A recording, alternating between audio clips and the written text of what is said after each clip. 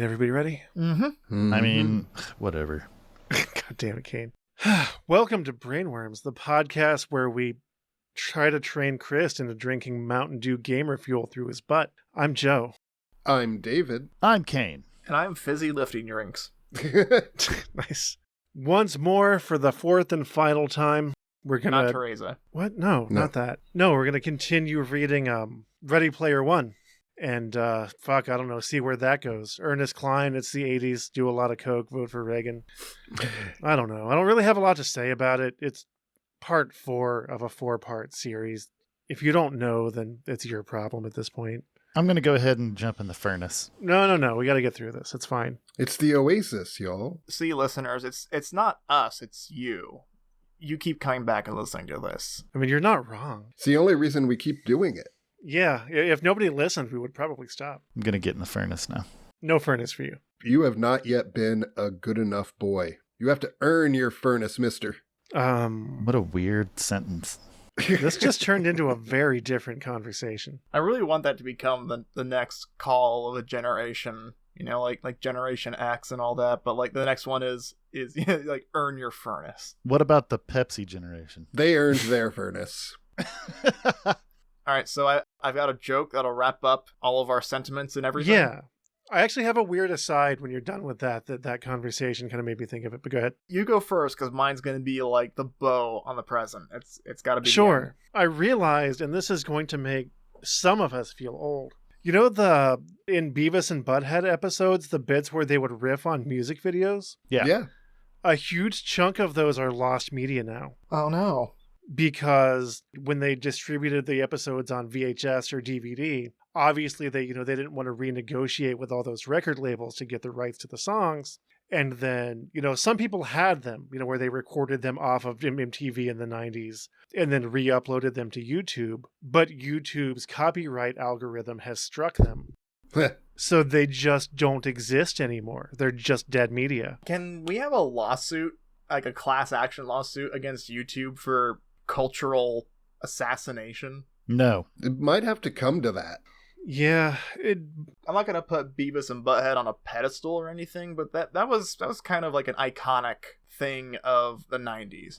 It does suck that some of those recordings of them riffing on music videos, which were very much just like an artifact of the 90s. That's what I mean. Now I'm feeling zombified. But yeah, like they're just gone now, never to be found again. If you're a listener and you have just old Beavis and Butthead VHS tapes that you recorded off of MTV, get a hold of us, baby. Get in touch with us, please. Don't tell anyone else. Just get in touch with us. We're your friends. You can't trust anyone else. When you say it like that, it sounds sketchy. Oh, don't tell anyone else. Just come to us. Good news. The video for Alien Sex Fiend, Now I'm Feeling Zombified, exists on YouTube. Yeah, a bunch of them do exist. There's like a 5-hour compilation of the ones that have been preserved, which I actually might download. Which really just goes to show how many there were. Yeah. Yeah. All right, are we ready for my closing joke? Yeah, assuming it's funny. All right. Well, Ready Player One, more like Ready Player Gone, as in gone out to see a better movie. Thanks for that. Well, I'm busy listening and watching the Now I'm Feeling Zombified video. Yeah. I'll be back in a minute. Yeah, that's fine. I'm just going to remind the listeners to go to WeGiveYouBrainworms.com, where they can get in touch with us via the Shout at Me button and see what else we're doing. Also, you can support us on Patreon with your money.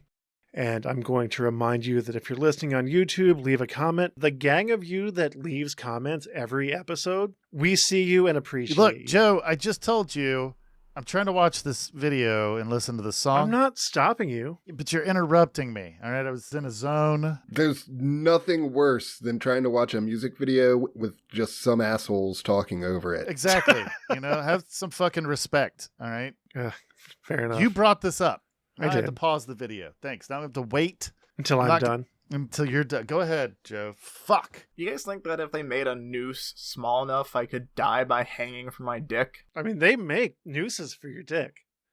Yeah. That's a product that you can buy. Yeah. I mean, if you have rope, you can make a noose That's fair for your too. dick. Yeah. I mean, No, if no, no, you no. have, It if you needs have to be the floss, slip you knot. can make a noose for your Yeah. dick. Floss is not going to support my body weight, Kane. Oh, yes, it Well, will. fish- Oh, Fishing you want line to would, suspend yourself but- from the dick? Okay. Yeah. He wants to hang himself by his dick till death. I see.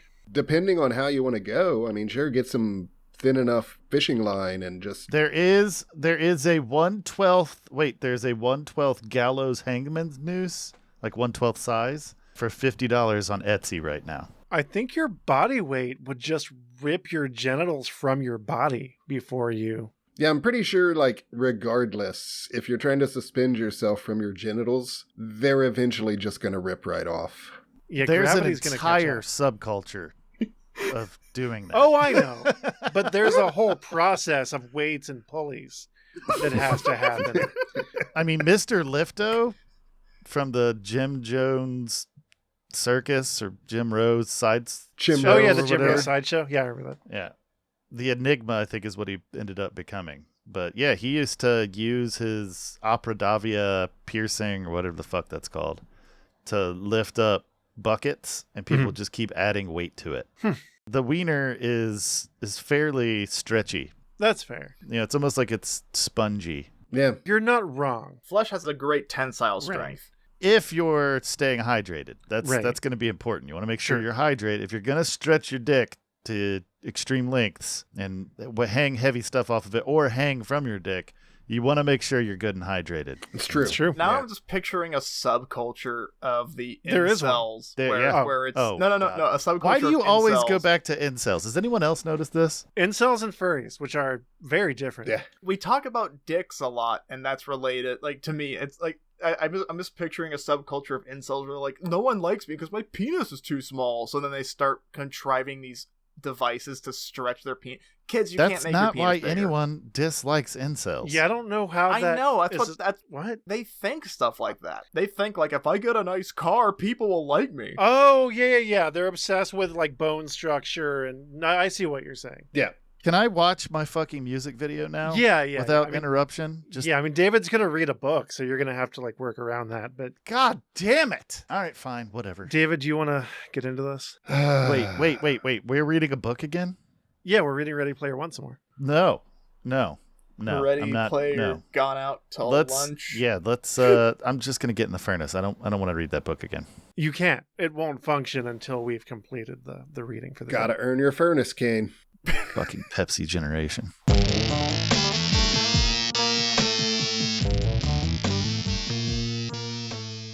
You're probably wondering what happened before you got here. An awful lot of stuff, actually.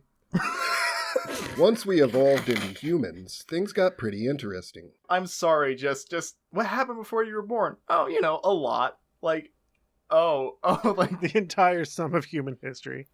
and the creation of the universe and the solars, like stars, black holes, trillions of like a lot happened. A bunch of you missed some stuff. Just read the summary. You'll be caught up. Read the cliff notes on all of time.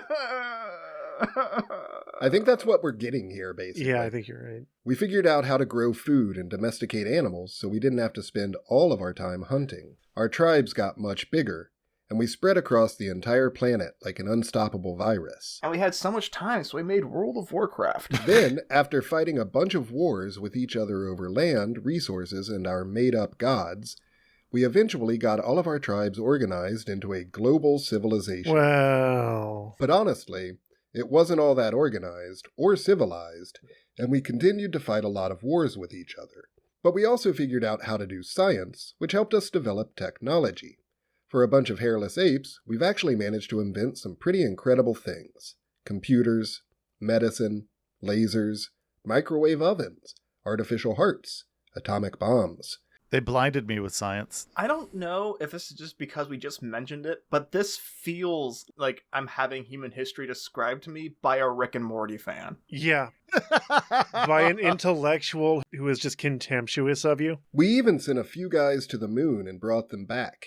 We also created a global communications network that lets us all talk to each other all around the world all the time. We also Pretty invented impressive, fursuits, right? But that's where the bad news comes in. Our global civilization came at a huge cost. We needed a whole bunch of energy to build it, and we got that energy by burning fossil fuels, which came from dead plants and animals buried deep in the ground. It turns out that burning all of those fossil fuels had some nasty side effects, like raising the temperature of the planet and screwing up the environment. So now the polar ice caps are melting, sea levels are rising, and the weather is all messed up. Plants and animals are dying off in record numbers, and lots of people are starving and homeless. And we're still fighting wars with each other, mostly over the few resources we have left. That's exactly what I would expect a Rick and Morty fan to say. Like, oh yeah, global warming? The weather's all messed up. Duh. I mean, that's like, factually true. Yeah, I mean, Chris, this is just actual... I know, it's just... That's what a Rick and Morty fan is, though. Like, facts wielded in the most perfunctory and clumsy way possible. I love seeing the world through the lens that Chris sees it. Through the window that he stares out of. Like, never actually engaging the world. He just sees it from a distance and then reads about it. Right. So he'll like have a vague idea of what's going on out there. He'll read some stuff on it on the internet, and then his entire opinion is based off of those two specific interactions. But no, Chris, please continue telling us what you know of the world. Basically, kid, what this all means is that life is a lot tougher than it used to be in the good old days. Back before you were born, things used to be awesome. Because you're here now. They're kind of terrifying. Things used to be awesome, but then you existed. That's what my mom used to say. Used to? We don't talk anymore. Oh, okay. I used to walk uphill to school both ways. What? It's another example of Chris heard anecdotal stories of people telling that story. It's very fun to watch. Just let him go. Oh, man. Do you think people who have cleft chins have ever taken coins and tried to, like, pinch it in their chin and hold it there? Yes, I do. Given people's immense willingness to put random stuff in their butt, yeah, probably. Is it ever really random? I mean, I guess not for them, but from the outside looking in, it seems random. I don't know. I mean, what if you just really need something in your butt and you just grab whatever happens to be at hand? Sure. And then you end up with a squid in your anus. I feel like that's something you should be critical about. Like, I'm going to insert this into a bodily orifice that I own. I'm going to put an umbrella in my butt and then open it. Nothing bad can happen from this. Wait, I mean, has that happened? Right here at hand, I've got choices of screwdriver, kazoo, or cactus. Do the kazoo and it'll make your farts sound hilarious. Don't do the cactus. That's a bad time. Yeah, that sounds like a poor choice. Yeah. Cactus. Cactus. Do you think that there are surgeons that are, like, specialized in removing things from people's butts? I don't think it's a specialty, but I think it happens way more often than any surgeon wants to think about. It should be a field of itself. I mean, the problem with that is that it's going to happen everywhere all the time. And when you have specialists, they're going to be located in particular places. Yeah. You can't, like, airlift someone to Phoenix because they stuck a light bulb up their ass in Seattle. Yeah, that's something a GP is going to want to learn how to handle.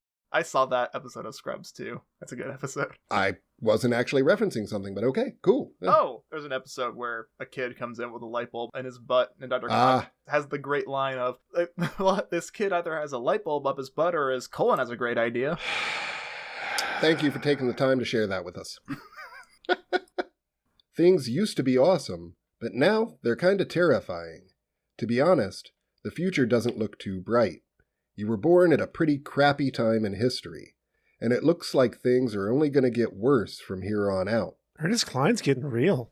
Human civilization is in decline. Yeah, I think that answers the question of whether or not this is self-aware. Yes and no. He does seem more aware of the problem than I expected, but he doesn't really seem to be taking account for root causes or solutions. Sure, but the whole, like, idea that he's aware that people are always looking back at the good old days. Oh, yeah, that's true. Yeah, that's fair. Yeah. I smell what you're standing in now. But that is a very sort of edgy, nihilist, Colton Caulfield-ass take. Was Colton Caulfield a Rick and Morty fan? Yes, he was. He was definitely a Rick and Morty fan. He had every episode. He had a Pickle Rick tattoo. Stupid piss If- clown. If you could like take a chunk of cloud and eat it, what do you think it would taste like? Water. David, will you go back to the book, please? You're probably wondering what's going to happen to you. That's easy. The same thing is going to happen to you that has happened to every other human being who has ever lived. You're going to die. What happens when you die? Well, we're not completely sure, but the evidence seems to suggest that nothing happens. Your brain stops working, and then you're not around to ask annoying questions anymore. Is he talking Those about me? stories you heard about going to a wonderful place called heaven where there is no more pain or death and you live forever in a state of perpetual happiness? Also total bullshit. This is very entry-level, edgy, smart boy nihilist. Yeah, well, I mean, the character in question is like 17 or 18. So think about the conversations you were having at that age. Yeah, I kind of forgot because I'm so used to listening to these books and using them as a platform to judge the author. Right. That I kind of forgot that there was a character in between the two of us. So that's valid. Well, like, Joe, I don't know if it's so much that you forgot about it as it is that the book just is not presenting it well. I mean, I don't know about that. This entire thing, the entire section that I've been reading right now It's the is narrator. all literally the narrator of Yeah. the book talking about his trust issues and Sure. how he kind of came to terms with the fact that everything that he knew about when he was a kid was Right. was a lie. So it's, I mean, yeah, sure, there's probably some of Ernest Cline. Well, there's that in every story. Yeah. Yeah. I mean, you can't help having the author in the story. Right. It came from a person's viewpoint. That Right. person's viewpoint is going to flavor it. Right. It's just, I've read books No, you haven't. Lies. like the Tiffany Aching of Discworld. Mm-hmm. There's plenty of her thoughts. Like, it feels like it's coming from her Mm. and not Terry Pratchett. Although Terry Pratchett does get preachy in other books, but whatever.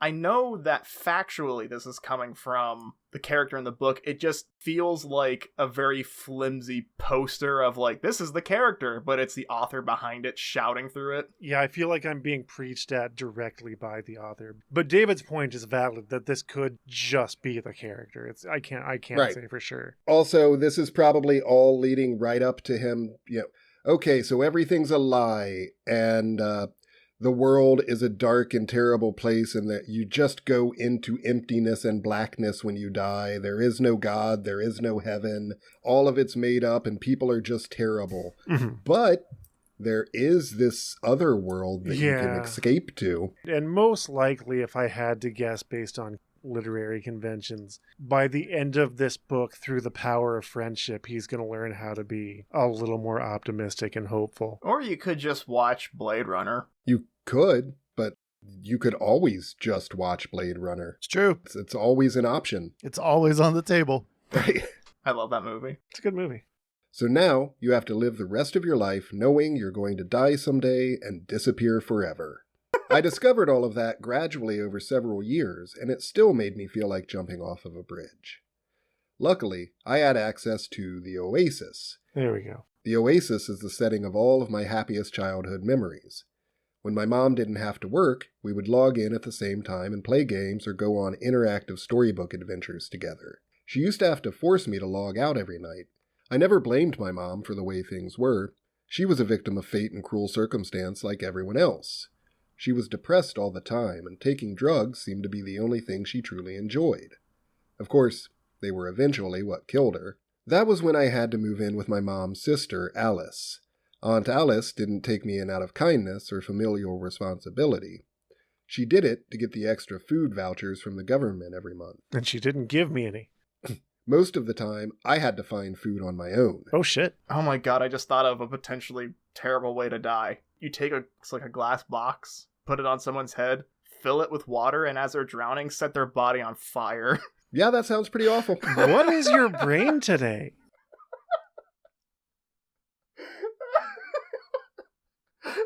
I want to hear the Jigsaw speech for that. I want to play a game. You're always in two minds about everything, and now your body will be of two levels of pain. I would just smash the glass box and I It does put the seem like a fire out. fix, yeah. Yeah.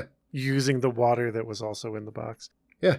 Chris, were you around? And you might not remember when for like a week on Xbox Live, I just thought it was really funny to be the Jigsaw killer.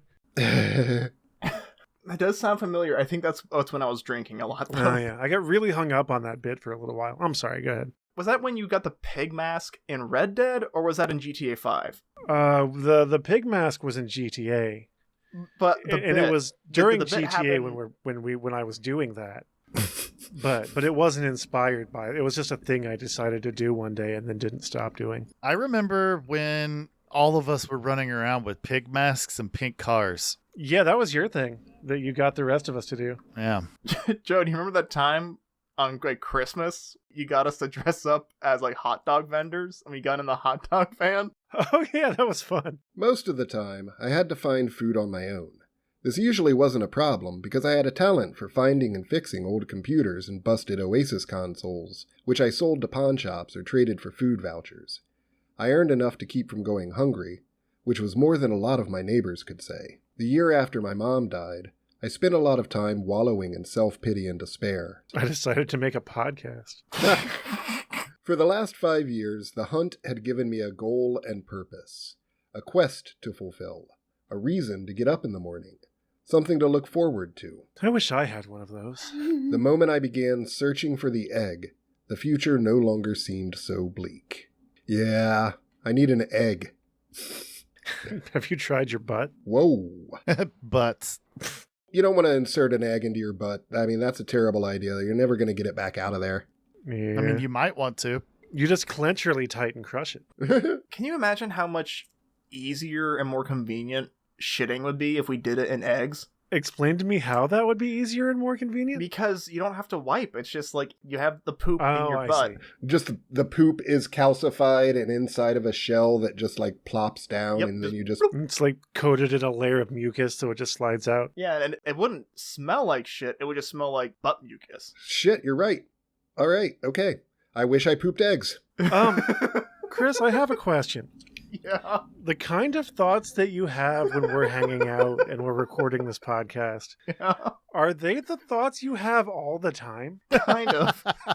I wish I had a thought balloon over your head. It's more pronounced when I have other people saying things that Sure. inject ideas into my head. But yeah, that's kind of my life. All right, that's cool. I was halfway through the 4th episode of my Family Ties mini-marathon when the laundry room door creaked open and my Aunt Alice walked in, a malnourished harpy in a housecoat, clutching a basket of dirty clothes. She looked more lucid than usual, which was bad news. She was much easier to deal with when she was high. She glanced over at me with the usual look of disdain and started to load her clothes into the washer. Then her expression changed and she peeked around the dryer to get a better look at me. Her eyes went wide when she spotted my laptop. I quickly closed it and began to shove it into my backpack, but I knew it was already too late. "Hand it over, Wade," she ordered, reaching for the laptop.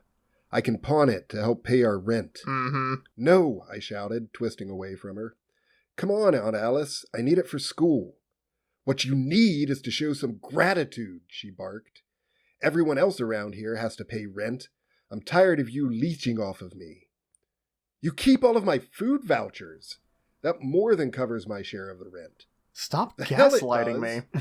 Yeah. She tried again to grab the laptop out of my hands, but I refused to let go of it. So she turned and stomped back to her room. I knew what was coming next, so I quickly entered a command on my laptop that locked its keyboard and erased the hard drive. Aunt Alice returned a few seconds later with her boyfriend, Rick, who was still half asleep. Rick was perpetually shirtless, because he liked to show off his impressive collection of prison tattoos. Without saying a word, he walked over and raised a fist at me threateningly. I wish I had an impressive collection of prison tattoos. "There's one way to get that." Oh, you're not wrong. Yeah. I know how you can acquire those, Joe. Yeah. I flinched and handed over the laptop. Then he and Aunt Alice walked out, already discussing how much the computer might fetch at a pawn shop. Losing the laptop wasn't a big deal. I had 2 spares stowed in my hideout. But they weren't nearly as fast, and I would have to reload all of my media onto them from backup drives, a total pain in the ass. Wait, then why not just give your aunt the backup? Because it wasn't there. Yeah, it wasn't. Yeah. But it was my own fault. I knew the risk of bringing anything of value back here. The dark blue light of dawn was starting to creep in through the laundry room window. I decided it might be a good idea to leave for school a little early today. I dressed as quickly and quietly as possible, pulling on the worn corduroys, baggy sweater, and oversized coat that comprised my entire winter wardrobe. Then I put on my backpack and climbed up onto the washing machine. After pulling on my gloves, I slid open the frost-covered window. The Arctic morning air stung my cheeks as I gazed out over the uneven sea of trailer rooftops. My aunt's trailer was the top unit in a stack 22 mobile homes high, making it a level or two taller than the majority of the stacks immediately surrounding it. The trailers on the bottom level rested on the ground, or on their original concrete foundations, but the units stacked above them were suspended on a reinforced modular scaffold, a haphazard latticework that had been constructed piecemeal over the years. We lived in the Portland Avenue stacks, a sprawling hive of discolored tin shoeboxes rusting Also on the shores of Scum-and-Villainy. I-40, just west of Oklahoma City's decaying skyscraper core. The spires of a dozen ancient construction cranes, used to do the actual stacking, were positioned around the stack's ever-expanding outer perimeter. I wasn't expecting there to be this much world building. I kind of like it. Like, it's interesting, Yeah. the whole concept of this, like, it's very visually interesting. Yeah, I'm not mad at what's happening right now. The top level, or roof, of the stacks was blanketed with a patchwork array of old solar panels that provided supplemental power to the units below. A bundle of hoses and corrugated tubing snaked up and down the side of each stack, supplying water to each trailer and carrying away sewage, luxuries not available in some of the other stacks scattered around the city. I'm glad that I'm not the only person that says roof. Stop pointing out the way David says words. It's going to just turn into a whole thing. Well, like, you don't say, let's cook dinner, or look at that. I get shit for saying roof. Well, That's what the two O's mean. Cook. Look. Roof. muss. It's all down to the declension of the word. But Language is made up. it's true. Language is made up, and as long as you can be understood by the person who is hearing you or Yeah. reading you, it doesn't matter. Well, butts are made up. That's What? not No, true. Butts are real. Yeah, butts are very real. That's what they want you to think. Wake up, sheeple. I have no butt, but I must pound. David, stop earning joke of the show. I stole that one. Yeah, that's actually one of the newer Chuck Tingle books. That is amazing. I love Chuck Tingle so much. We don't deserve him. It's true. Very little sunlight made it to the bottom level, known as the floor. The dark, narrow strips of ground between the stacks were clogged with the skeletons of abandoned cars and trucks, And just their skeletons. gas tanks emptied and their exit routes blocked off long ago. One of our neighbors, Mr. Miller, once explained to me that trailer parks like ours had originally consisted of a few dozen mobile homes arranged in neat rows on the ground. But after the oil crash and the onset of the energy crisis, large cities had been flooded with refugees from surrounding suburban and rural areas, resulting in a massive urban housing shortage. Real estate within walking distance of a big city became far too valuable to waste on a flat plain of mobile homes, so someone had cooked up the brilliant idea of, as Mr. Miller put it, stacking the sumbitches to maximize the use of ground space. The idea caught on in a big way, and trailer parks across the country had quickly evolved into stacks like this one.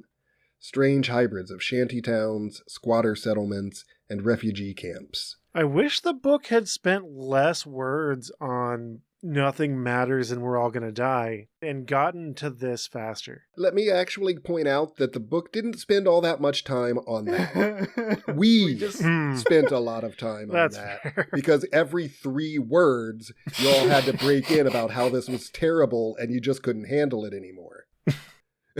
I think David likes this book in some degree I do, actually. And again, I've read it before, so I know where it's going. Right. and doesn't like how we're admonishing it. No, I mean, it's fine. Like, you make some valid criticisms and some valid points. But knowing where it's going, I can imagine it's very eye-rolling for you. I mean, not to devolve into it too much, but it's kind of a standard thing on this show in general that you guys sort of pro forma decide that a book is terrible because it hasn't gotten to the end of the book by the first paragraph. Yeah, that is a thing that we tend to do. Like, why is this book spending so much time establishing itself? When really it's just Chris has been talking about his butt for 12 minutes and we haven't actually gotten that far. Sure, yeah. Which is probably more interesting for the listeners, to be fair. Like, the books are just something that we fuck around with so that we can have bullshit conversations. You can buy an audiobook. About Chris's butt. Yeah. I should write a book about my butt. Also, we live in a world where we live in a society. We live in a world where a podcast about reading books that doesn't read books is being like, God, why? Just why everything? Nothing matters. Art is a lie. You're all gonna die. Come watch TV. That was a Rick and Morty quote. We're gonna have a TV party tonight. Ah, shit. They were now scattered around the outskirts of most major cities, each one overflowing with uprooted rednecks like my parents, who, desperate for work, food, electricity, and reliable oasis access, had fled their dying small towns and had used the last of their gasoline or their beasts of burden to haul their families, RVs, and trailer homes to the nearest metropolis. Am I the only one that just thinks of the 90s band every time they say Oasis? Is that a me problem? No. That's definitely a you problem. Or maybe a you and David problem. Yeah, I mean, not every time, but I definitely get where you're coming from. Mm. These stacks are kind of a wonder wall. Nice. That's good. Yeah. I feel proud of that one. Yeah. Also, this part of the book is basically just the Grapes of Wrath. Yeah. Every stack in our park stood at least 15 mobile homes high, with the occasional RV, shipping container, Airstream trailer, or VW microbus mixed in for variety. In recent years, many of the stacks had grown to a height of 20 units or more. This made a lot of people nervous. Stack collapses weren't that uncommon, and if the scaffold supports buckled at the wrong angle, the domino effect could bring down 4 or 5 of the neighboring stacks too. What is funny about that? What the hell are you cackling about? I'm genuinely curious what about that was funny. Just the idea of like, oh man, we gotta build these buildings high up because we have too many people. Oh no, the tragedy. The buildings are falling down and the people whose lives are terrible and overvalued because there are so many are dying. What a tragedy. I mean, that sounds about right. Honestly. Yeah, I mean, it's the thing about this is that it is all too fucking likely. The short-term solution creating new problems is history. Yeah. That's yeah, no, I wasn't laughing at it. It was just so poignant. Right. And that description and the domino effect. Right. That's just funny. I may be wrong, but I think skyscrapers were designed to like crumble in like down as opposed I have to no tipping. idea. I mean, skyscrapers, a lot of them, yeah, they're designed so that if they do fall, they fall onto themselves. Like, they don't tumble over, they're just going to collapse down. Mm-hmm. Right. But these are not skyscrapers. Oh, yeah, these no, are cobbled together stacks of trailers. I wasn't comparing that. I was making the note just in case anyone was worried about that happening in real life. Right. No. Our trailer was near the northern edge of the stacks, which ran up to a crumbling highway overpass. From my vantage point at the laundry room window, I could see a thin stream of electric vehicles crawling along the cracked asphalt, carrying goods and workers into the city. You said cracked ass. As I stared out at the grim skyline, a bright sliver of the sun peeked over the horizon. I slipped out the window as quietly as possible and, clutching the bottom of the window frame, slid down the cold surface of the trailer's metal siding. The steel platform on which the trailer rested was only slightly wider and longer than the trailer itself, leaving a ledge about 1.5 feet wide all the way round. I carefully lowered myself until my feet rested on this ledge, then reached up to close the window behind me. I grabbed hold of a rope I'd strung there at waist level to serve as a handhold and began to sidestep along the ledge to the corner of the platform. From there, I was able to descend the ladder-like frame of the scaffolding. I almost always took this route when leaving or returning to my aunt's trailer. You know, it's funny that his real life is a platformer. Yeah, you're not wrong. That's gotta be intentional, right? Yeah. A rickety metal staircase was bolted to the side of the stack, but it shook and knocked against the scaffolding, so I couldn't use it without announcing my presence. Bad news. In the stacks, it was best to avoid being heard or seen, whenever possible. There were often dangerous and desperate people about, the sort who would rob you, rape you, and then sell your organs on the black market. If you're lucky, they do it in that order. Right. Descending the network of metal girders had always reminded me of old platform video games like Donkey Kong or Burger Time. Yeah, I guess you have to point it out. Mm. It was so much nicer when it was just something that you picked up on. Well, at least David, I didn't pick up on it. As I climbed down, I paused next to the Airstream trailer 3 units below ours, where my friend Mrs. Gilmore lived. She was a sweet old lady in her mid-70s, and she always seemed to get up ridiculously early. I peeked in her window and saw her shuffling around in her kitchen, making breakfast. She spotted me after a few seconds, and her eyes lit up. I want some breakfast. "Wade," she said, cracking open her window. "Good morning, my dear boy." "Good morning, Mrs. G," I said. "I hope I didn't startle you." "Not at all," she said. She pulled her robe tight against the draft coming in the window. "It's freezing out there. Why don't you come in and have some breakfast? I've got some soy bacon, and these powdered eggs aren't too bad if you put enough salt on them." They taste like salt. "Thanks, but I can't this morning, Mrs. G. I have to get to school." "All right, rain check then." She blew me a kiss and started to close the window. "Try not to break your neck climbing around out there, okay, Spider-Man?" "Will do. See you later, Mrs. G." I waved goodbye to her and continued my descent. And, like, the camera goes back into her room and there's just dead people that she's serving tea to. Mrs. G was super religious and spent most of her time in the Oasis, sitting in the congregation of one of those big online megachurches, singing hymns, listening to sermons, and taking virtual tours of the Holy Land. I fixed her ancient Oasis console whenever it went on the fritz, and in return, she answered my endless questions about what it had been like for her to grow up during the 1980s. She knew the coolest bits of 80s trivia, stuff you couldn't learn from books or movies. She was always praying for me, too, trying her hardest to save my soul. Oh, well, I never had the heart to tell her that soul. I thought organized religion was a total crock. It was a pleasant fantasy that gave her hope and kept her going, which was exactly what the hunt was for me. Do you think that this book is drawing a comparison between a virtual world and religion? I think it might be. I think that subtext might be there a little bit. I might be reaching. You know, you might be overthinking with that weird it. brain of mine. Yeah. To quote the almanac, people who live in glass houses should shut the fuck up. What? When I reached the bottom level, I jumped off the scaffold and dropped the few remaining feet to the ground. My rubber boots crunched into the slush and frozen mud. It was still pretty dark down here, so I took out my flashlight and headed east. Guys, if we make rubber boots to protect our feet from the road, why don't we just make the roads out of rubber? We wouldn't need boots then. We should make the roads out of solar panels. Oh yeah, solar roads. Yeah. Wasn't that idea bought? Didn't you guys tell me that idea got bought out? Pretty sure that is an actual thing that people were working Oh, yeah, on, it but was a they thing. found that... There was a lot of potential to it. They did durability tests, and it was like, I think it was either as good or better than asphalt. The problem is that the solar panels lose efficiency as people are driving over them, and you have to tear up and replace them, and it becomes more expensive than replacing Maintenance asphalt. costs. Yeah. That makes sense. I thought the cost was the same. Yeah, but you have to... Replacing a pothole and replacing an entire section of road Right. because it's no longer functional solar panels. If only we could allocate funds from somewhere Yeah, else. if only there were money. Well, think about the economic cost of throttling down a major highway for doing potholes.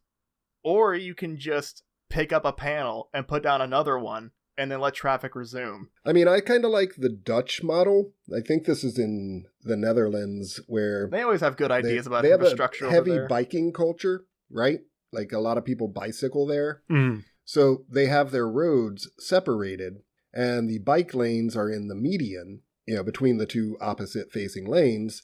And over the bike lane are shelters to keep them out of the rain that also have solar panels on top to provide energy for the streetlights on the side of the road. Yeah. That seems like a really good compromise. Yeah, that's pretty clever. I wonder if we could do that without severely stressing the economy. If by severely stressing the economy you mean making rich people pay more, no. Yeah. It was still pretty dark down here, so I took out my flashlight and headed east, weaving my way through the dark maze, doing my best to remain unseen while being careful to avoid tripping over a shopping cart, engine block, or one of the other pieces of junk littering the narrow alleys between the stacks. After walking about half a mile, I reached a giant mound of old cars and trucks piled haphazardly along the stack's eastern perimeter. Decades ago, the cranes had cleared the park of as many abandoned vehicles as possible to make room for even more stacks, and they dumped them in huge piles like this one all around the settlement's perimeter. Many of them were nearly as tall as the stacks themselves. I walked to the edge of the pile, and after a quick glance around to make sure I wasn't being watched or followed, I turned sideways to squeeze through a gap between two crushed cars. From there, I ducked, clambered, and sidestepped my way farther and farther into the ramshackle mountain of twisted metal, until I reached a small open space at the rear of a buried cargo van. I pulled out a chain I kept around my neck, on which there hung a single key. In a stroke of luck, this key had still been hanging from the van's ignition when I'd first discovered it. Many of these vehicles had been in working condition when they were abandoned. Their owners had simply no longer been able to afford fuel for them, so they'd just parked them and walked away. Makes sense. Meh. I pocketed my Fuck this flashlight car. and unlocked the van's rear right door. It opened about 1.5 feet, giving me just enough room to squeeze inside. The crumpled green roof of a compact car covered the crushed opening where the windshield had been, but the damage to the van's front end didn't extend beyond the cab. The rest of the interior remained intact. This was my hideout. Thanks. Cool. Good to know. I'd discover it 4 years earlier, while searching for discarded computer parts. When I first opened the door and gazed into the van's darkened interior, I knew right away that I'd found something of immeasurable value. Privacy. This was a place no one else knew about, where I wouldn't have to worry about getting hassled or slapped around by my aunt or whatever loser she was currently dating. I don't hate this world building. I could keep my things here without worrying they'd be stolen, and most important, it was a place where I could access the oasis in peace. The van was my refuge, my bat cave, my fortress of solitude. It was a private place to masturbate. Damn straight. It was where I attended school, did my homework, read books, watched movies, and played video games. It was also where I conducted my ongoing quest to find Halliday's Easter egg. I'd covered the walls, floor, and ceiling with styrofoam egg cartons and pieces of carpeting in an effort to soundproof the van as much as possible. So no one could hear me screaming while I masturbate. Several cardboard boxes of busted laptops and computer parts sat in the corner, next to a rack of old car batteries and a modified exercise bike I'd rigged up as a recharger. The only furniture was a folding lawn chair. I dropped my backpack, shrugged off my coat, and hopped on the exercise bike. Charging the batteries was usually the only physical exercise I got each day. Well, that Unless you count climbing down a fucking 20-story stack and walking half a mile. Right. I pedaled until the meter said the batteries had a full charge, then sat down in my chair and switched on the small electric heater I kept beside it. I pulled off my gloves and rubbed my hands in front of the filaments as they began to glow bright orange. I couldn't leave the heater on for very long, or it would drain the batteries. I opened the rat-proof metal box where I kept my food cache, and took out some bottled water and a packet of powdered milk. I opened up my rat-proof food box to get my fried rat out. I mixed these together in a bowl, and then dumped in a generous serving of Fruit Rocks cereal. Dude, you put your milk in first? Fucking weirdo. This book has lost me. That's almost as bad as eating dry cereal and then drinking your milk. Wait, what? That's just madness right there. I mean, I get like eating dry cereal just as a snack, but No. You take the dry cereal, you crunch that, chew it up, and then you have a straw and a cup of milk. No, a bowl of milk to make it even more weird. Who's telling the story, Chris? Yeah, I'm fucking telling the story. I'm sorry. Is this not a cooperative effort? Shut the fuck up. It's not, all right? Fine. Were you listening I'm to telling the you how dude's it's done. story, Fine. Donnie? Thanks. You have a bowl of cereal. You take some of the cereal out into your mouth, start crunching it up, and then you wash it down with milk, like psychopaths. Do you know someone that ate cereal? That's like you've really personalized this. Like you've experienced someone doing it. And it traumatized you for Or are life. you just getting mad at something you've made up? No. Have you ever seen the movie Get Out? No, actually. I think I did. Wait, what was Yeah. that one about? Racism. Yeah. I did see that. It wasn't just about. It was a fucking horror movie. All right. It's on my list of movies I need to It's- see. I just haven't It's a gotten around to it scary yet. fucking horror movie, Right. that also made white people really uncomfortable. Sure. I was just glad that it was as good as it. Like, I know that Key and Peele are very funny comedians, so I was skeptical of, well, I'm gonna try and do something different then. Oh, Jordan Peele's horror chops are Yeah. top Yeah. notch. His horror stuff's really I good. was very pleasantly surprised by that movie. But no, that was one of the key elements in the movie that let you know, and I've ruined that for you, but that let you know that this one particular character is just completely fucked up. Right. Is they focus in on this character eating dry cereal and then drinking milk. Sure. That's really what sold it to me. I already knew that this character was fucked up, but watching that take place was like, all right, that's it. There's no going back. This is the worst of the worst. There's something wrong with that person. Hey Joe, remember that time we watched that Shyamalan movie about weird old people? No. I don't think that was me. I opened the rat-proof metal box where I kept my food cache and took out some bottled water and a packet of powdered milk. I mixed these together in a bowl, then dumped in a generous serving of Fruit Rocks cereal. Once I'd wolfed it down, I retrieved an old plastic Star Trek lunchbox I kept hidden under the van's crushed dashboard. Nice. I do want to point out I think it's interesting that he calls it Fruit Rocks, because apparently he couldn't get Fruity Pebbles Yeah. as a brand. Like, Star Trek is fine, you can name drop that, you can name drop all sorts of shit. That could be by design, that it's like store brand Fruity Pebbles. That could be, yeah.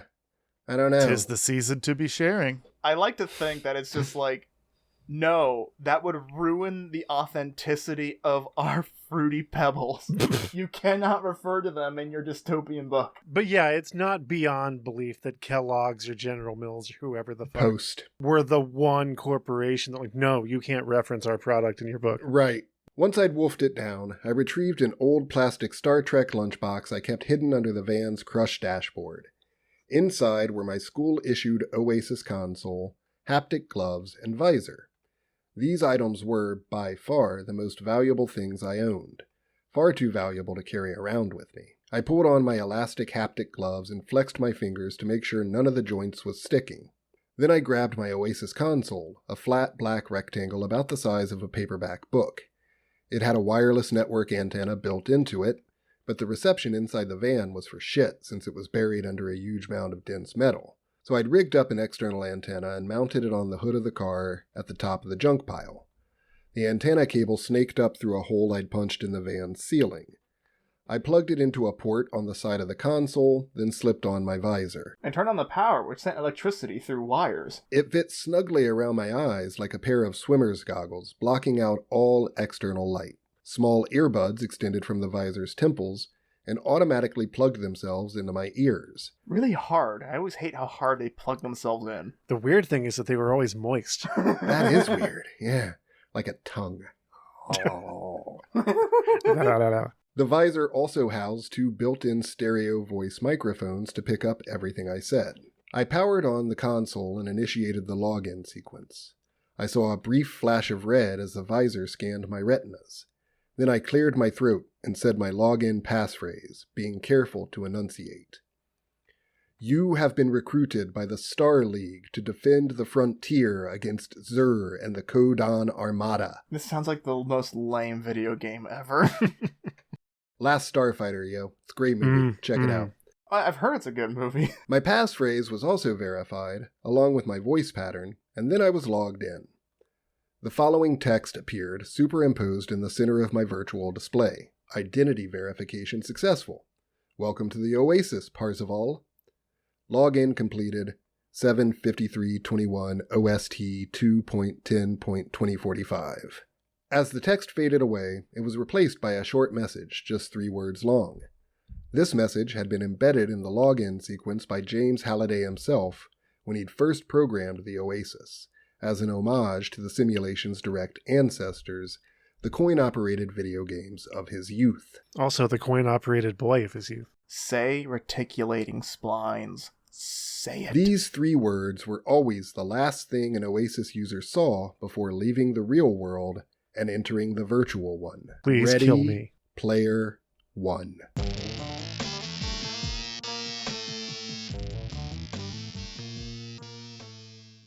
All right. Well, I like it when the book says the name of the book inside of the book. Oh, yeah. It's fine. All right, so can I climb in the furnace now, or what's... Yeah, I mean, you can do whatever you want. Do you have any parting thoughts about Ready Player One? Not really. No. I don't actually dislike or like the book. It's just bleh. I'm a little sad that we didn't get into the Matrix, but whatever. Yeah, the rest of the book takes place pretty much a lot of it inside of the Oasis. I think this book is worth a read. Sure. Yeah, if anything, yeah, we left it open-ended. Yeah. Because it's not quite the terrible schlock that we often read on this show. Sure.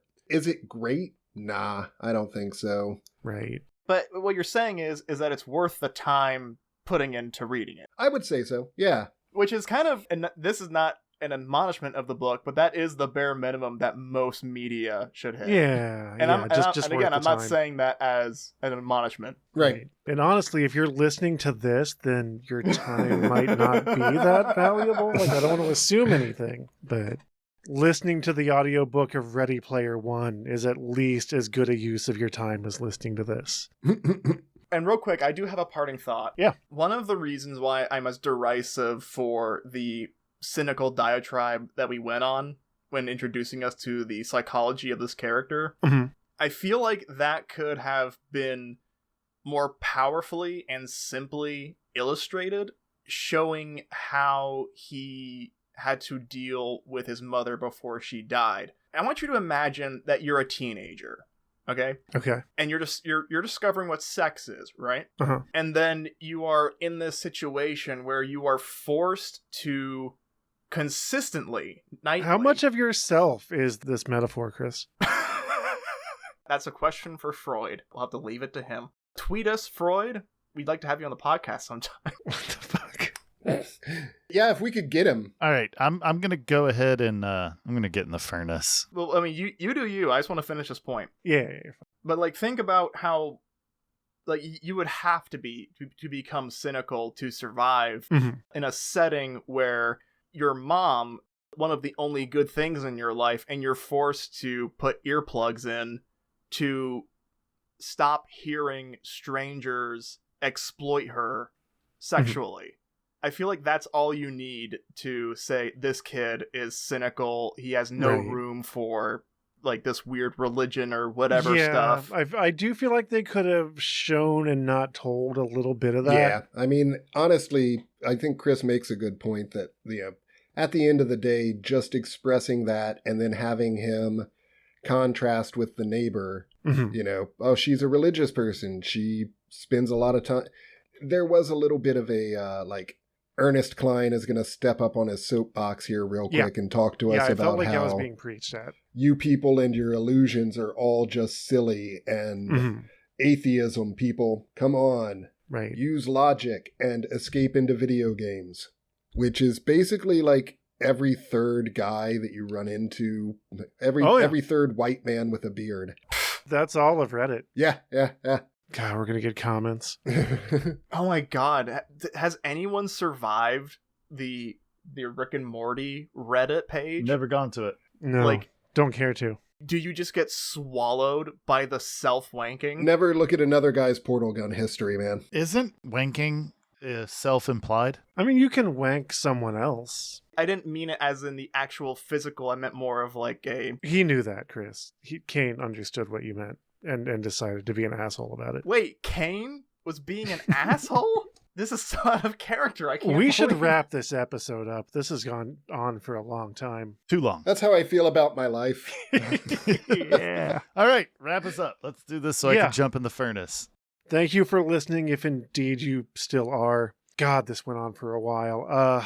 Don't forget to go to WeGiveYouBrainworms.com where you can support us with your money and find a link to our other projects. Get into our Funky Fresh Discord server. Where Chris will hurt your feelings. Where Chris will hurt your feelings. Oh, I have one last parting thought. Oh my God, Chris. No, this is important, and you'll agree when you hear it. So, before when I said, hey, David, you get joke of the episode, well, now that you said that that was a Tingler, I would like to retroactively award Chuck Tingle Joke of the Episode. Hell yeah. Fair enough. We're sorry. Super sorry. I'm sorry for saying things. Hugely You sorry. should be. Hugely. Oh Hugely man, this sorry. was a time. We're so sorry. I'm going to push the button now. The one that opens the door?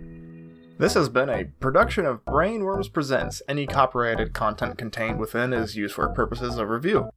Brainworms Podcast is David Combs, Kaine Magdalen, Christian Schaefer, and Joseph Wells. The theme music is Hodgepodge No. 1 by Brian Davis. If you like what you heard and can support us and learn about our other projects at WeGiveYouBrainworms.com or by leaving a review on your favorite listening app.